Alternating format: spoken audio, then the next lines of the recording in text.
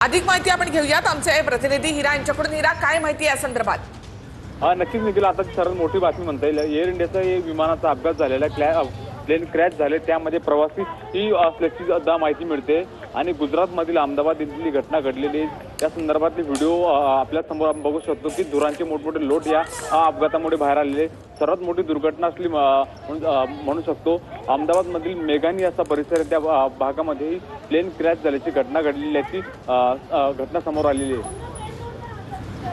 या संदर्भात माहिती मिळते का? एअर इंडियाचं विमान होतं, कुठून कुठे जात होतं, किती प्रवासी या विमानामध्ये होते, या संदर्भात काही माहिती मिळते?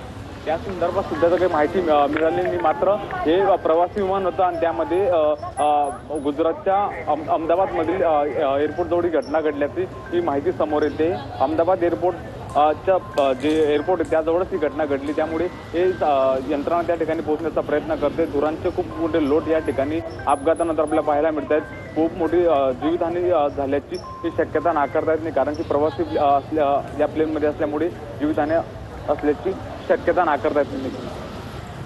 तर एअर इंडियाच्या विमानाला अपघात झालेला आहे। अहमदाबादच्या मेघानी या ठिकाणी एअर इंडियाचं विमान कोसळलेलं आहे, प्लेन क्रॅश झालेला आहे आणि धुराचे लोट या ठिकाणी आपल्याला पाहायला मिळत आहेत। किती प्रवासी या विमानामध्ये होते या संदर्भातली माहिती अद्याप मिळाली नाही, मात्र या मेघानी या ठिकाणी आता एअर ॲम्ब्युलन्स जे आहेत त्या देखील दाखल झालेल्या आहेत।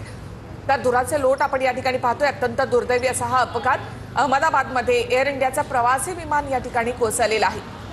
एअर ॲम्ब्युलन्स घटनास्थळी दाखल झालेले आहेत। हे विमान कुठून कुठे जात होतं या संदर्भातली माहिती देखील घेतली जाते, मात्र प्रवासी विमान या ठिकाणी कोसळले आणि बचाव कार्य या ठिकाणी सुरू आहे।